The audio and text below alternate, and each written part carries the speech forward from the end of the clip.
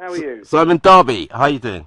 Excellent to have you online. Can you just explain to the viewers who you are? Yeah, I'm the spokesman for the British National Party. Okay. I got in touch with you, didn't I? You did. We had quite a long chat yesterday, didn't we? Yeah, half an hour we were chatting.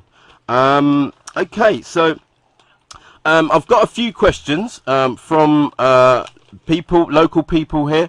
I'm joined with Simple T. I'm also joined with a local person, Steve, who's here. Very intelligent and knowledgeable guy. Okay. Do you just want to do a bit of freestyle? Just explain what your position in the party is, how long you've been in it, and where the BNP stand on things like immigration. Yeah, well, how long I've been in the party? God, it seems like an eternity, but I joined in my mid-20s, actually, so I've been at it 20 years in nationalist politics. Right. What made you join the BNP above all other parties? Well, there are a number of factors, I'll be honest with you. Immigration was one of the main factors, but certainly coming from the Midlands, the decimation of industry in my neck of the woods was particularly nagging as well. So that wasn't particularly good to see people laid off and our industries literally collapsing around us. There are other issues about crime, about our involvement with Europe as well. I'm not a Europhile, as you may imagine. So a number of reasons. My position in the party, well, I was deputy leader until... Okay. Can I just... I have someone from the local area. He obviously wants to bring you to task, or you just said from the Midlands, you said that crime was an issue. And are you relating that to the people of certain ethnicities there? No, not at all. Crime, there's all kinds of crime. Certainly where I was in the Midlands, in Birmingham, the Black Country, there was crime. Well, not just crime. Really an ethnic flavour to it, if you know what I mean. It was just the level of lawlessness. Right. At the time I'd had my car stolen several times. It certainly wasn't black people that did that, because I know where it was found afterwards. Right. So that was one of the reasons. The reason that I could work hard, buy myself a nice car, and then for some tow rag to come along and steal it and basically destroy it. Right. Okay. Can I put you on pause for a minute? Go ahead, Steve. Well, hi, Simon. My name's Steve. Hello, Steve. You mentioned a number of things there. You mentioned about industry, people losing their jobs, which is what we see today as well in different forms. How does that relate to the BNP or to any other party? Your interpretation of people losing their jobs and the progression of industry. Well, I mean, I'm coming from an area that used to be the workshop of the world. Right over Britain, we had a huge... Automotive industry, manufacturing industry, We're talking about steel, particularly steel, metal bashing, chain making. Yes, I went to university in Sheffield. Do you include coal in that? Well, not really from where I was from. Coal is more kind of North Midlands, if you see what I mean, Stoke, Stafford, that kind of way, mainly East Midlands. So we never really had a coal industry there. But, I mean, I'm talking about my area. Obviously, this is relating to all over Britain. But I didn't see the point in deindustrialising Britain. And to this day, I don't understand this country's policy of deindustrialising and scrapping all of our industries, wholesale in some cases. Right. We've got this ridiculous carbon tax now, which is used as a precursor to deindustrialise the West. And unfortunately, we seem to be creating... Is it necessarily a policy of deindustrialising the West, or is it a matter of efficiency of business? You have a factory, you can make a product for £10 here, or you can make it for £5 elsewhere. You're a business leader, you have a decision to make, so you make the best decision for your business. Well, that may be one aspect, but of course the isn't it? People are in business. Leaders. I mean, the problem is if we export all of our industry and don't make anything, then our people, especially our young people, haven't got any jobs, have they? Okay, who do you blame for the export of certain industries? I blame the Tory government and the Labour government. Okay. They're both equally culpable in my book. Probably the Tories more. Right. But can I just ask you another question as well? You said that there's this ridiculous carbon tax. The reason for carbon tax is because of global warming, and we want more green, efficient ways of producing power. Now, America and England, they don't stick to. We get fined if we don't reduce carbon emissions. That's why there's been this massive surge in solar panels. I was working for a solar panel company, but this country and America are rich enough to pay the fine. Now in Africa, it really does hurt them because they've just got this industry, and then the goalposts get moved. And I find that quite unfair. I don't know if you do.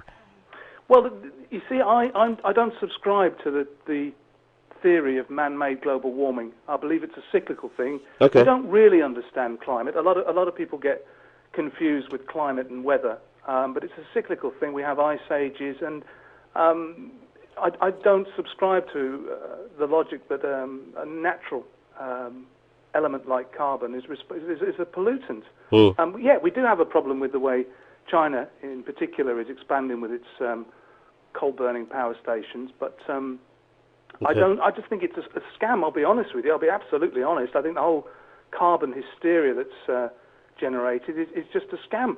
Right. You mentioned solar panels. The reasons why solar panels have done so well in the UK. Yeah. One, because they actually work, unlike turbines, and two, there's been a very, very generous rebate given to people installing solar panels, and it's worked really, really well. Unfortunately, the government, being the government, have chopped it in half straight away instead of phasing it out gradually, like any sensible person would do. They chopped it in half, and they've left these poor solar companies who've invested thousands and thousands of pounds in the technology and training. They've really left them in the lurch. Yeah, but, that's the feed-in tariff. They've reduced the feed-in tariff. Okay, can I just? I'm gonna start at the beginning. Why is there a BNP in your?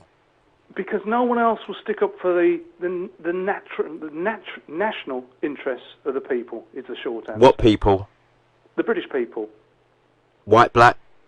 British citizens, yeah, everybody. Nobody looks after our interests. Okay, the BNP want to repatriate some certain quarters. So you're not. I know you're trying to talk inclusive, but it isn't really inclusive, is it? Well, we don't have a policy of compulsory repatriation. Let's get that sorted out straight away. This fallacy that we want to round everybody up and send them back. It's not on. It's not workable. That was dropped a long, long time ago. So, it was dropped. So it was in the manifesto. It was. Yeah, I'm not going to hide that. But I mean, people came along in the party that were more reasonable, shall we say? Right. Probably had a better experience of life and realised that from a practical point of view, you can't go around telling people you're going to leave at gunpoint. Right. That's not the British way of doing things, I'm afraid. Right. Where we are at the moment is that the country is rapidly becoming overpopulated. We're one of the densest populated countries in the world, and nobody's you've got a real shortage of jobs, and yet still the floodgates seem to be open predominantly from but Europe. people there's a gym down the road from me, and I went there, and it said there was a sign saying no more members because it was full, and I split my patella. Now I go back, that sign's not there. People come and go.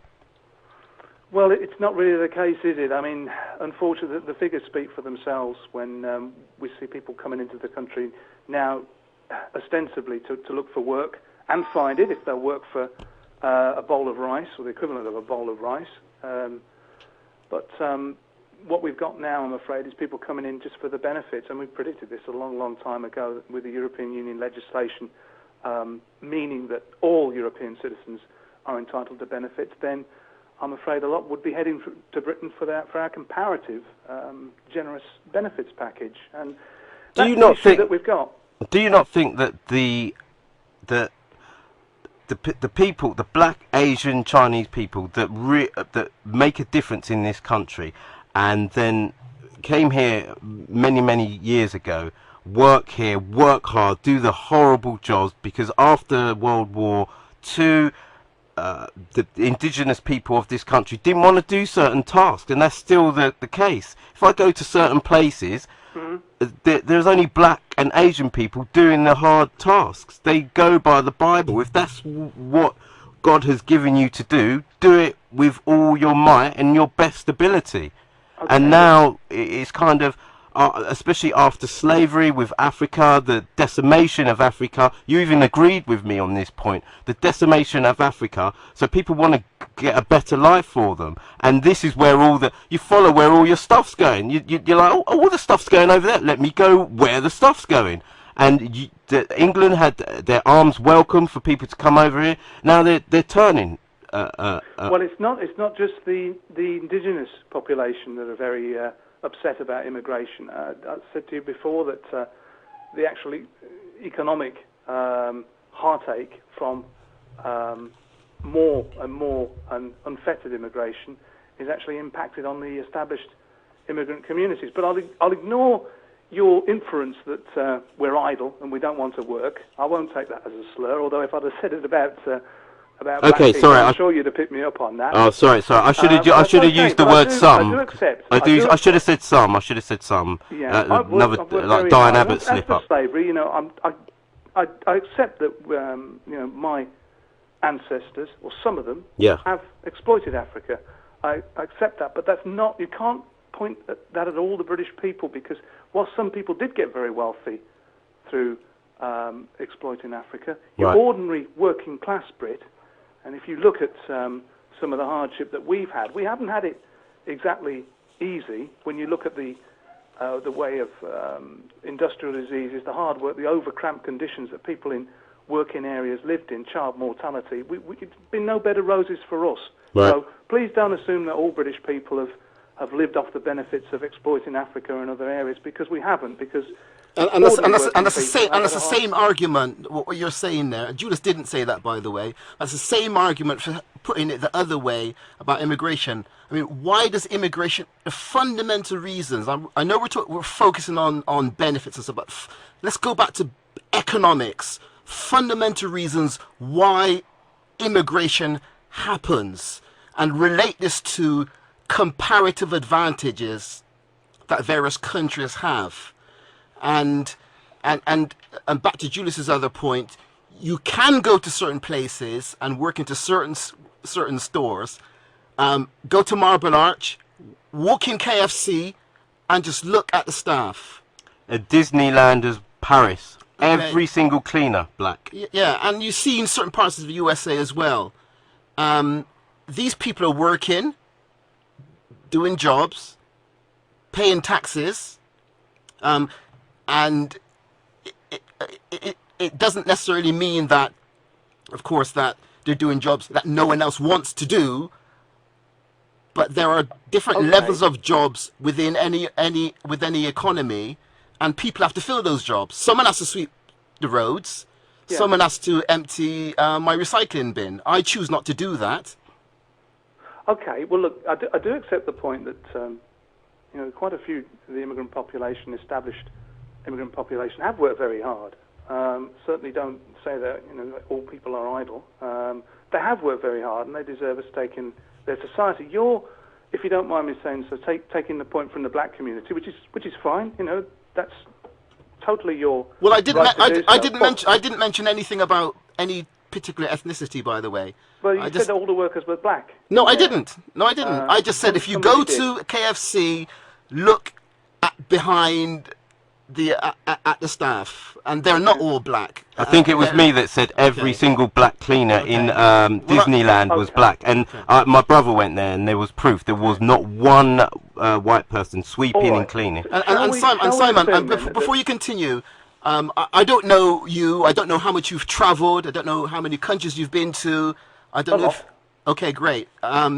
Not to Africa, though. I'll hold my hands up. I'm not to Africa. Okay, I don't know if you've worked abroad. I have. Okay, and I don't know, the people you associate with. Well, I was born in okay, your friend. I went to school in Handsworth, so I know. I'm not. I don't live in a kind of an ivory tower, if you see. I've lived all over the shop, but I was schooled in Handsworth, and if you know what Handsworth is like, yes, I do. Then perhaps can understand that I have had a bit of experience. But my original point was that if you want to take the view from the black community, how would it be, and we're talking about immigration now, how would the black community react if tomorrow David Cameron said, yep, we're getting Chinese and Vietnamese people in to do jobs because they work very cheaply. They'll work for 10 pence an hour, 20 pence an hour, and that instantly would undercut the wages of black people doing those jobs, which you illustrated. How would that go down? I mean, would you then be saying, well, yeah, that's good, that's immigration, they're doing the jobs that, you know, we don't want to do, they're doing it cheaper, more efficiently. Would you take that point of view? I think there needs to be a lot more flesh put on the bones of that of that scenario. If you take a particular to do a particular job, you need a particular competency level. To do cleaning. To do a particular any job, you need a particular competency level.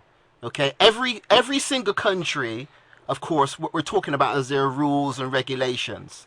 Okay, so I'm not sure about what you're inferring here. So you're saying basically, are we talking about minimum wage levels here, or? Well, no, that's the reason. One of the reasons why your British citizen is no longer competitive in the workplace. And I'm saying British citizen, I mean in white and black and Asian. You know, I'm talking from a civil point of view. Compared to Europeans, is because they have, Eastern Europeans, should I say, is that they have much lower wages. They don't have a concept of overtime, for instance. It's caused a lot of problems where, especially low-paid jobs, where Brits have been used to having the wage bumped up by overtime, and all of a sudden Eastern Europeans have come in there and are prepared to work all the hours and not even interested in the concept of overtime. But my point is, if we were to open the floodgates even more and take your argument that people can come in and do the jobs that we don't want to do, if a Chinese person say, well, yeah, we're doing the jobs that black people don't want to do because they're too idle, they don't want to work for 20 pence an hour. I'm sure the black community wouldn't be very happy about that as they contemplated the idea of mass redundancies. Okay, can I just ask you another question? How many black and Asian people did you have in the BNP before? Well, how many black and Asian people do you have in it now? I don't know. I mean, we've got about 10,000 members. Right. I don't speak to them all, obviously. I know that there are black members. I know that we've got quite a few Sikh members. Right. Okay. But to be honest, I don't know all of the members. How many black and Asian people did you have in the BNP before 2010? To be honest, we had a few. This might come as a bit of a shock, but you know, even though the policy was that it was basically for indigenous Brits only, we had black people join up. I mean, well, yeah, I did read the policy on. I did go online and have a look. Is Reverend James Gitu or Gita? Is he still in the party? I'm not sure. I've heard of him. He's a chap down in London, isn't he? Quite a flamboyant chap. Yeah, very, very flamboyant. It sounds like he's from South Africa. He's got the same kind of accent as Nelson Mandela. Okay, my point is, do you think the BNP is a racist party? Depends what you mean by racist. I mean, if you've got all night, I mean, we could have a discussion of what is racist. But so we need a definition of racist. Do you think the National Front? That'd be probably the best place to start. Is to tell me what you think a racist is, and I'll tell you whether or not we're a racist party. Okay. Well, I'm not in a party, so I was hoping that you would be able to. Definition of what you regard as a racist. We had a chat before. Yeah. I told you I was proud to be white. Yeah. I think that's good. I'm not ashamed about that. Yeah. I think. Understand that there's differences between black people and Asian people and white people. Yeah. I'll tell you straight. You know that's the thing. Do I hate people? No. Do I think that whites are superior to blacks? No. So. But some people in your party do. Well, I can't speak for everybody. I mean, the vast majority of people in our party think like me. We do, unfortunately, attract people who do have the wrong idea. We can't vet everybody, but do you not think people in there that? Yeah. Do you not think the BNP is a metamorphosis of the National Front Party? I think it's a nationalist party. I mean, people evolve. You know, you grow up. You become more mature in your thinking. I think our party's grown up in that sense. I mean, younger people especially, you know, when you join up, you you're very annoyed, you're very angry about things, and as you become more knowledgeable, your wisdom appreciates. Right.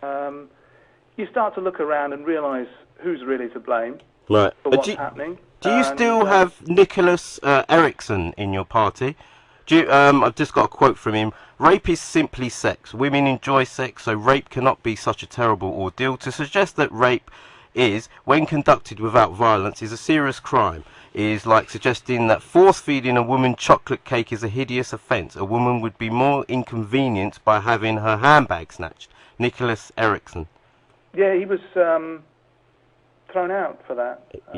He was going to stand as one of the GLA candidates in London. He wrote that on a blog.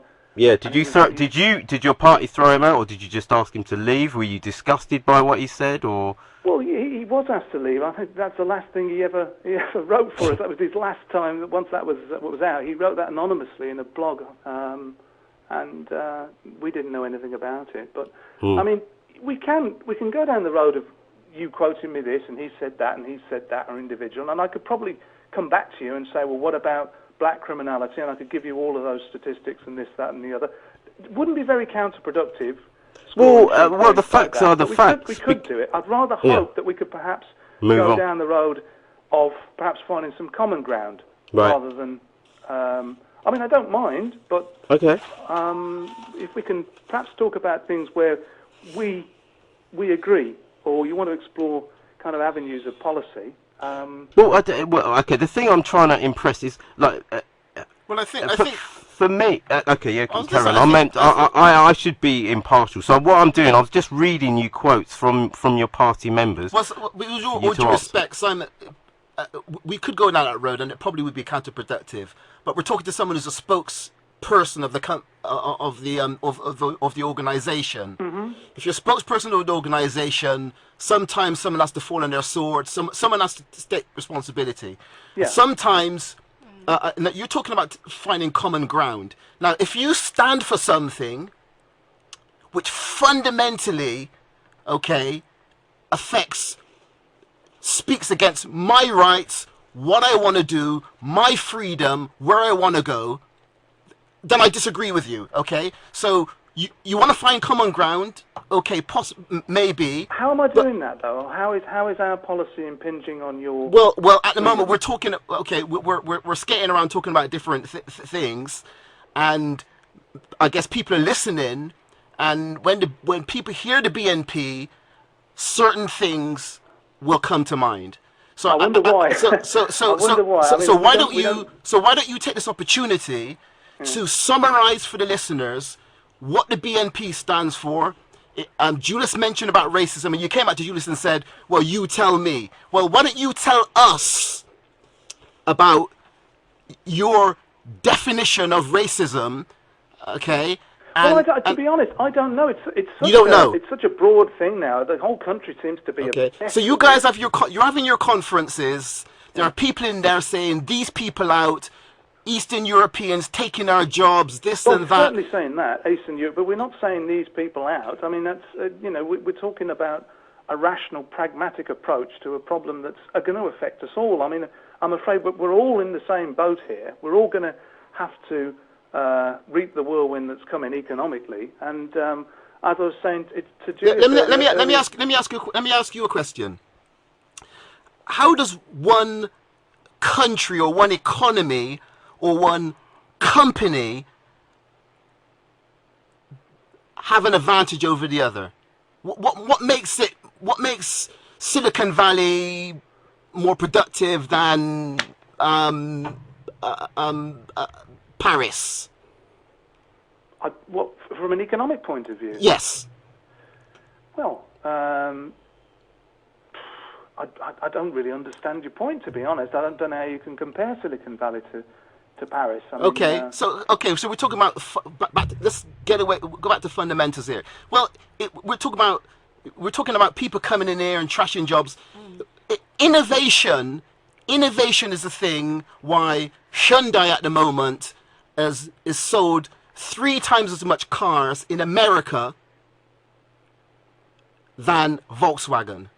So Hyundai has developed their competitive advantage by selling low-cost cars, high quality, great warranty, etc. Okay? It's Stephen, isn't it, that I'm talking to? You Yeah. are Well, talking. Steve- Yes, you are. Yeah. Well, Steve, I'm not a free trade advocate. I don't agree in So let's great. unfettered cheap Okay, imports. good, I'm a good. protectionist. Great. Well, let's talk about what you believe in because we haven't said Yeah. you haven't said anything yet. So, Well, give me a chance. You've asked me a fair few no, questions. we've been and skating around the bush and talking about common Okay. ground. Forget the common ground. okay, Let's talk about. Let's talk about. I'll tell you what. Let's Oh. talk about protectionism then, Yeah. as opposed to, Okay. to free trade and where I am. You Yeah. mentioned America. I've been to America several times. So have I. So have I. You- So have I, yeah. Hey! Common ground. you Oh, see, common ground we've got there. All Brilliant. good It's a great place. Americans very friendly. Pick up on the accent straight away. They're very, very friendly people. When I first went to America, there were no foreign cars. They're all American cars. They're all proud to drive American cars. And since I've been going, I think the last time I was over there was, I think it was New Orleans. I've been to New Orleans. Yeah, nice place. Before nice. it flooded. That wasn't so good. I think I went 6 months before the flood, so it was a well-timed visit. But anyway, I've noticed that there are more and more cheap imported cars in America. From Now, China? as a consequence of that, huge numbers of American workers, quite a lot of them black, have been laid off. Huge areas of Motown Detroit. decimated. You've got wild animals running through, as in deer running through. These places have been deindustrialised. Now, I don't think that's a particularly good idea. Yeah, but okay, can I just bring you up on that, Simon? Yeah, but those black workers are not going to turn around and go, do you know what? I hate Chinese people. Let's join the BNP. It's just not going to It's happen. true, it's true. They're I going to think blame the American government, which is who they should blame. for Well, yeah, allowing it to you should happen. be. I think you should direct your anger, if I can call it that, at the government. This is why Occupy everywhere is happening, because everyone's coming together going, the system is unfair. And then I think parties rear up thinking, oh, it's these people's fault, it's these people's fault. But it's the elite, I who could agree. be any colour. That's true, yeah, I that's right, absolutely agree. And part of that elite's rule and continuation of their rule is unfettered immigration. They fear these people, and we're talking about the elitists. They fear a nationalist movement. That's why they want to dilute every single nation and install a puppet government in every single one, so that they can get away with doing what they've been Sorry, doing for who years. want? I'm not with you. Who wants to do that? We're talking about the same kind of globalists. Are we going into like Freemasons, Illuminati? No. They I want think it's not quite as. Sorry, Actually, Simon, no, I've been I quiet, get it. and I want Yeah. to say something. Actually, Simon, having done a bit of immigration law myself, and I know you mentioned that you think it's unfettered immigration, that they're just letting people come in unrestricted, but it's actually very, very difficult for people to settle in this country. It's so difficult, and there is, well, after the EU opened up, as you know, a lot of immigration took place. And I must say this was encouraged, and it's vice versa. People from here can also go to other European countries. And my point that I wanted to say is that people don't talk about people that are leaving. And there was actually a report that was done, and there's a famous institution that does these surveys, and at the moment the name fails me, but the point that they mentioned was that the press always go on about immigration, but they never go on about emigration. And they'll also notice that the people actually coming in, they did mention ethnicity as well, that a lot of the people coming in, they mentioned there was actually there was more white people coming to settle in the country. Just people from countries such as Australia and New Zealand. And I think sometimes these figures, just like with any test that is conducted in a lab, you know, sometimes these figures aren't always accurate. But I think that we should always try and look at both sides. Let's see if we can examine the thing. Okay. Do you think there should be a limit for immigration in this country? Do you think that there should be some kind of upper limit where we say, yeah, actually, you can't get down the motorways anymore because there's so many people here? Or do you think that we should just go on increasing our population? Well, obviously you can't. Okay, I mean, what happened actually, I know in the past they used to keep a number of how many people were coming in, and this was abolished by the Tory government. Is that right? Does anyone know about that? I should have researched more before I came on the show, but I know that in the past they kept a log of who was coming in and out, and I'm aware from other countries who have policies, such as Australia, who have a point system of who can come in and who can not come in. You've been very crafty, you three. You've not answered my question. Crafty. Do you think there should be a limit, or do you think we should just carry on increasing the population? Are you referring to England or any other country? If you've got any England. country in the world, Britain. Okay. I'm a British nationalist. I'm not an English nationalist, although I am English. I'm a British nationalist, so I'm bothered about Scotland, Northern Ireland, Wales, and England. Okay, I'm okay. asking you if you think that we should impose an upper limit on immigration. Right. And say, well, look, Okay, that's a brilliant question, Simon. Can I please ask you to call back in about 5 minutes?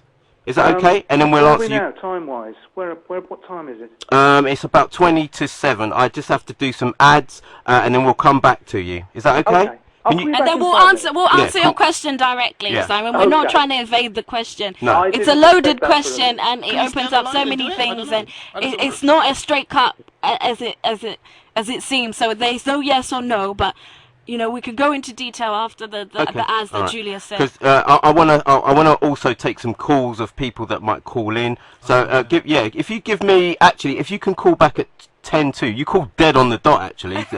You must have some accurate watch on your wrist there. Where is your watch from, by the way? It's my computer, which Okay. is British set made? on a Where's very, it- very accurate clock in It's a Germany British somewhere. oh, it's Where's your computer made from? I'm not sure. Probably China. Simon, Probably China. sorry, I mean, where? if I could buy a British computer, I'd certainly try. But Okay. I don't think But I could. unfortunately, we don't have any comparative advantage when it comes to designing and making computer systems, Well, we do did we? invent the computer. Yeah, but we did don't have invent the it. We comparative invented the cathode, advantage right? So- that Silicon Well, Valley well, well, has okay. at the All right. moment. I'll speak to you at Do 10 it. to, Simon. Yeah. I'll call back. Thank All right. you. Thank Bye-bye. you, Simon. Thanks for that. Let's give him a round of applause. Right, so there you had it. He's a wily. You remember a wily old fox? I just had to pull him in, skirting around. What common ground? I want no common ground who people want to kill me. If you want to kill me, I don't want no common ground with you. Tell me you want to kill me, and before you kill me, let me get out of the way or something. Yeah. I don't know common ground with you. I'm not sitting down in no pub with you with no common ground. Okay. If you want to call the studio, it's 0117 942 8313. I'm going to read some of the texts out.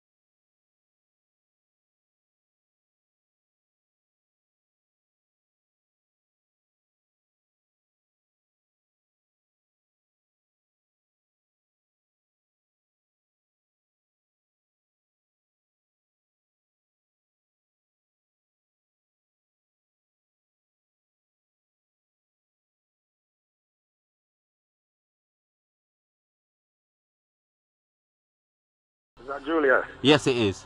Yeah, bless, bro. Yeah, oh, bless. God bless you, bro. Yeah, man, I've been listening to your program still, you know? Okay, cool. Yeah, Yeah, but you enjoying it? Is that the right word to use? Enjoying? I'm listening. Okay, cool. I'm listening. Do you want me to pose a question to him? Because their popularity, I'm looking at the polls. This is why I got him on here. I've had arguments with other presenters. They're like, "What are you doing, bruv?" Well, the only thing is, because what I really want to say is, we can ask him if he think he can stop immigration. Can he? You can ask him that if he can stop it. Because as far as I understand, every kingdom that rise, there always be an immigration. Because you see, when a kingdom rise, that kingdom eventually become the food basket for the world. Right. It have all the wealth, it have all the resources, it have all the knowledge, because that kingdom that rise now take away all of those things from the previous kingdom. So, because all of those resources are in that kingdom now, you have migration because people need those resources. Right. So people have to follow along wherever that resources is. Right. And that is and the next thing, when a kingdom rises, find those who raising the kingdom up. You mean the workers, the backbone? No. For instance, this kingdom, the United Kingdom, when this kingdom was coming about, the people from this country that establishing the kingdom, they also taking people at their own choice in the country as well, because they want people to come and work for them. So that's one of the things why you find out that these things cannot stop. So the best way, all of these government, both the BNP and the present government and the next government will come, whoever, the best thing they can ever do to deal with things like this is to come to the understanding that these things is a must. And they find a proper way to deal with it with respect to all humanity. Right. Okay. Thank you for your point. I've got to move on because he's going to call back. So thank you for listening, bro. Thank you for your comment. Okay. Bye bye.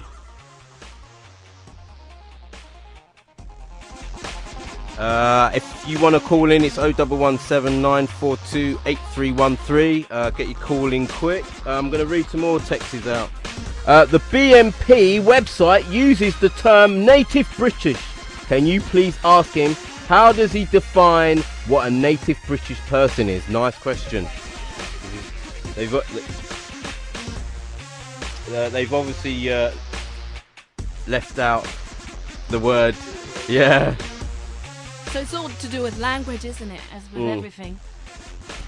Okay, I'm going to go to the next one. I've got quite a few texts. Ellis, I miss you again. Will you stop texting that in? We're crazy. They're going on about the chart show, but I'm glad you're into the chart show. Big up Naya and Styles. No, Styles don't do the chart show. It's Casper, isn't it? Yeah, Casper. Yeah, big up Casper. Big up. I used to.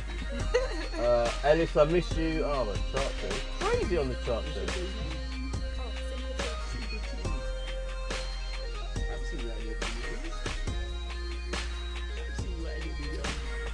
Okay. All right. Yeah, we've got about 1 minute more till Simon Darby, the secretary, right-hand man to Nick Griffin, calls in. Be right back in a minute.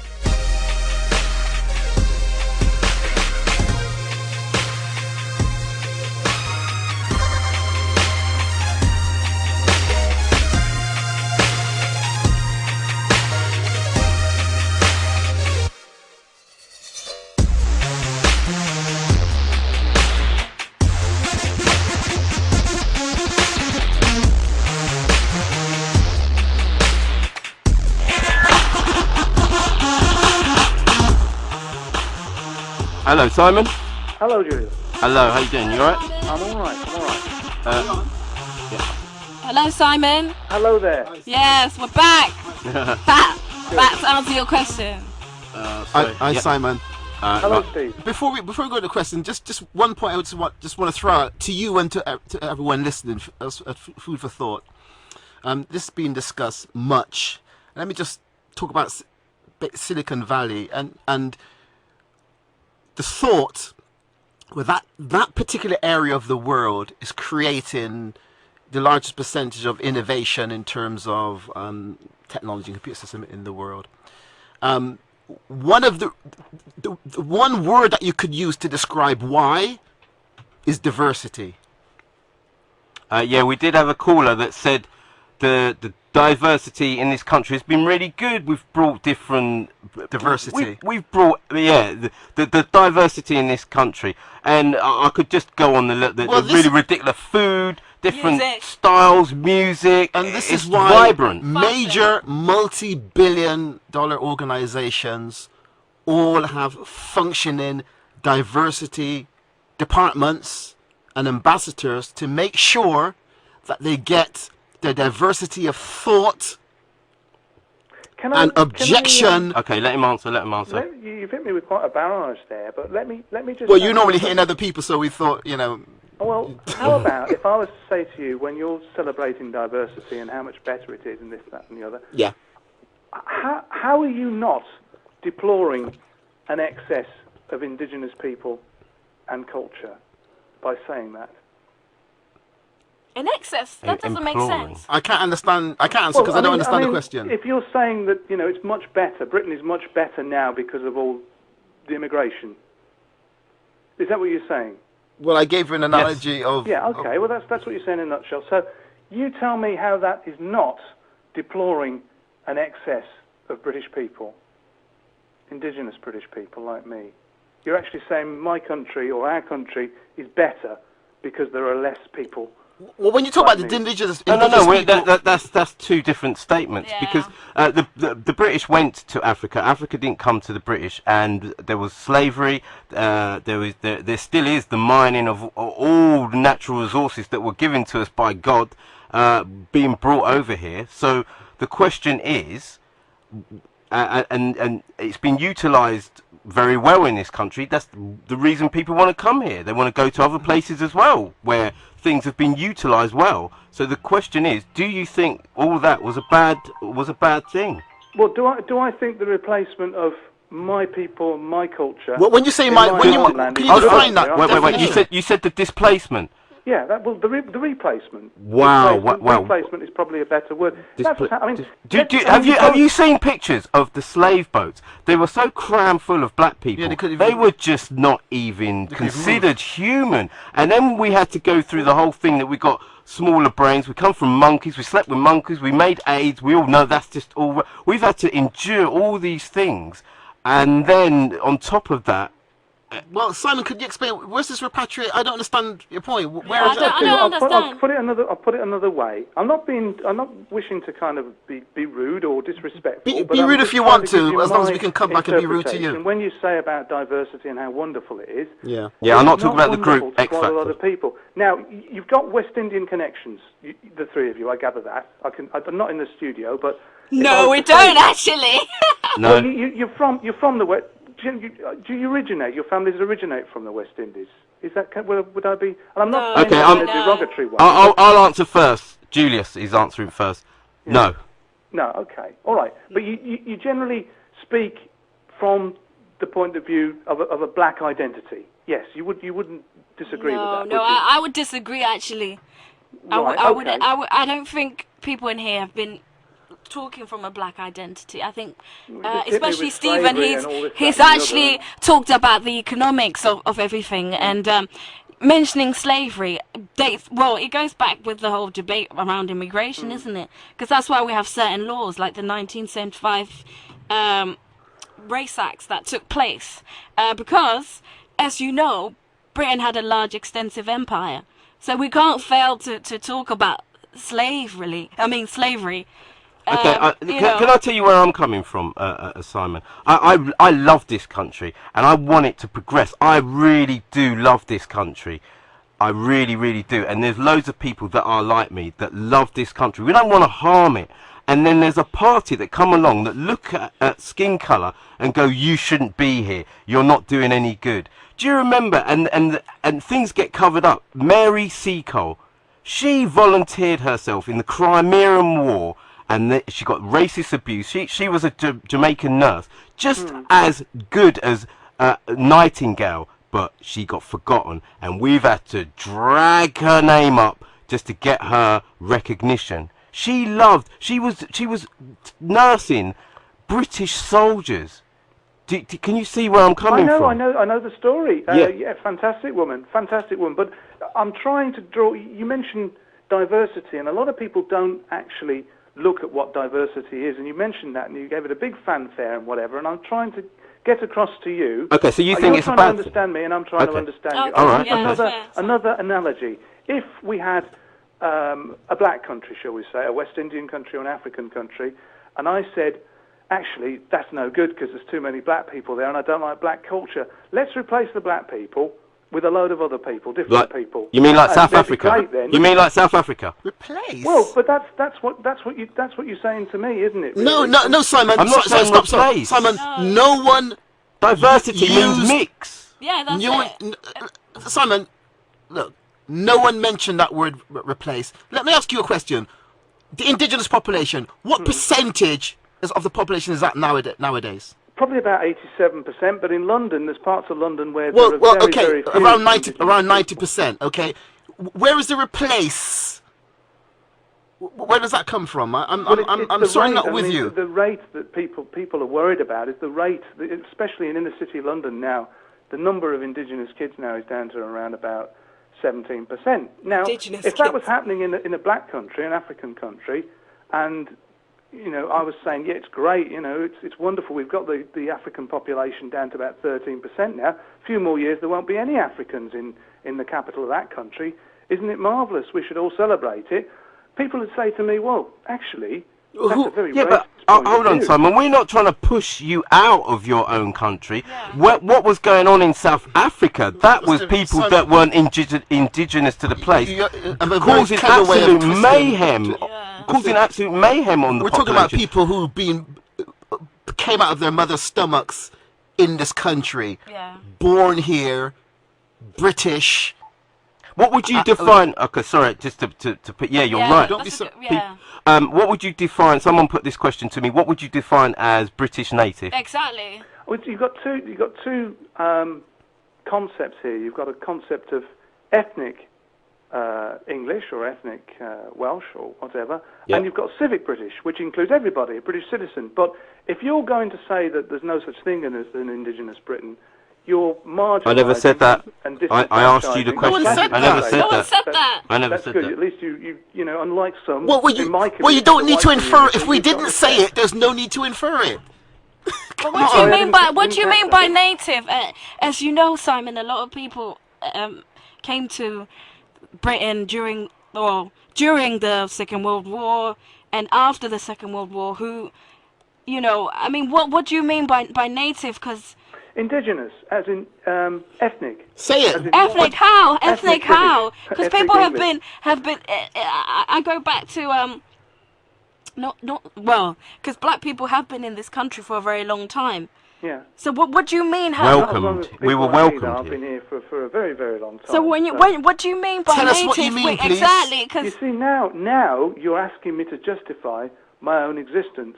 That's what you're doing. No one asked you that question. Someone asked you to define something. So, Simon, someone asked you one question, and you said they've asked you another. It's only because you use it in your party literature, which is... It seems as if you're sort of creating an exclusive club where there's native English people. That's why we're trying to ask what you mean by that. How about if I said to you, actually, there's no such thing as a black person? They don't exist. Let's stop this for a while.